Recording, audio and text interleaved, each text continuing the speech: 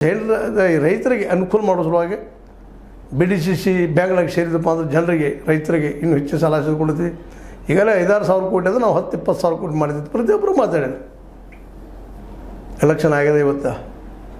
ಯಾರೊಬ್ಬರಾದರೂ ಬಂದು ಹೊರಗೆ ಬಂದು ನಾನು ರೈತರಿಗೆ ಕೆಲಸ ಮಾಡ್ತಾಯಿದ್ದೀನಿ ಅಂತ ಹೇಳಿದ್ರಿ ಅಲ್ರಿ? ಹೇಳೋದು ಇಲ್ಲ. ಮತ್ತೆ ಬರೋದು ಮುಂದಿನ 5 ವರ್ಷ ನಂತರ ನಾವು ಹೇಳೋದು ಮಾತ್ರ ಹೈಕಮಾಂಡ್ ನಮ್ಮ ರೈತರು.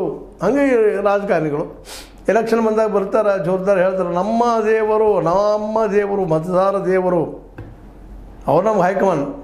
ಅದಾದ ಕೂಡಲೇ ನೀ ಯಾರೋ ಅವರು ಹೈಕಮಾಂಡ್, ಅವ್ರ ಪಕ್ಷದ ಹೈಕಮಾಂಡ್. ಇಂಥ ಪರಿಸ್ಥಿತಿ ಇವತ್ತದ. ಜನ ಅಂತ ಹೈಕಮಾಂಡ್ ಅಲ್ಲ.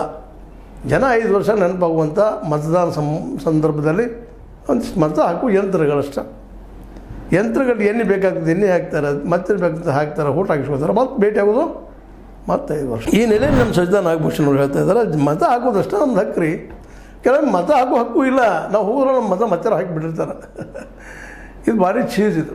ನಾವು ಹೋಗಿ ಕೇಳಿದ್ರೆ ನಾನು ಅದನ್ನೆಲ್ಲ ಜೀವಂತ ಬಂದು ಹಾಕಿರೋ ನೀವು ಏನು ಮಾಡಲಿಕ್ಕೆ ಎಲ್ಲಿ ಕಂಪ್ಲೇಂಟ್ ಮಾಡ್ತೀರಿ ಮಾಡೋದು, ಎಲ್ಲಿ ಹೋಗ್ತಿರೋ ನೀವು ಕಂಪ್ಲೇಂಟ್ ಮಾಡಿ ಕಂಪ್ಲೇಂಟ್ ರಿಜಿಸ್ಟ್ರೇಷನ್ ಮಾಡಿ ಕೋರ್ಟ್ಗೆ ಹೋಗಿ ಬಡ್ದಾಡಿ ಬರೆದ್ರೆ 5 ವರ್ಷ ಮುಗಿದಿರ್ತದೆ. ಇದು ಅನೇಕ ಕೇಸಲ್ಲಿ ನಾನು ಅನುಭವಿಸಿದ್ದೀನಿ ಅದನ್ನು.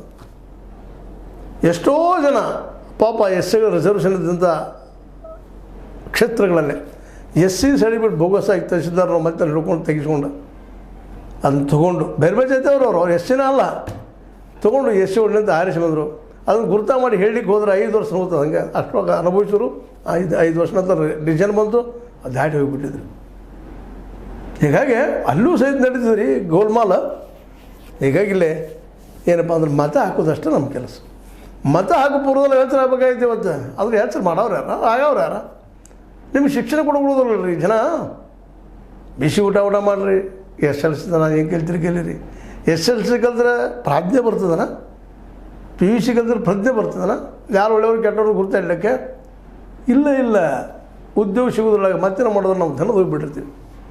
ಅದಕ್ಕಾಗಿ ಮತ ಹಾಕೋದಷ್ಟೇ. ಹಾಗಾದ್ರೆ ಯಾರು ಇಲ್ಲಿ ನಮ್ಮ ಇವರು ಹೈಕಮಾಂಡ್ ಯಾರು? ನಮಗೆಲ್ಲ ಧರ್ಮಗುರುಗಳು ಬರ್ತಾರೆ, ಅವ್ರು ಹೈಕಮಾಂಡ್. ನೀವು ಹಿಂಗೆ ನಡೀಪ್ಪ, ಹಿಂಗೆ ಮಾಡಪ್ಪ, ದೇವರಿದ್ದಾನ ಒಳ್ಳೇದಾಗ್ತದೆ, ಸಂಸ್ಕಾರವಂತರಿದ್ದೀರಿ ನೀವೆಲ್ಲ ಅಂತ ಹೇಳ್ತಾರೆ. ದೊಡ್ಡ ಮಾತು ಮಾತಾಡ್ತಾರೆ. ಅವ್ರೇನು ನಾವು ಕೇಳಬೇಕು. ವಿರೋಧ ಮಾಡಿದ್ರೆ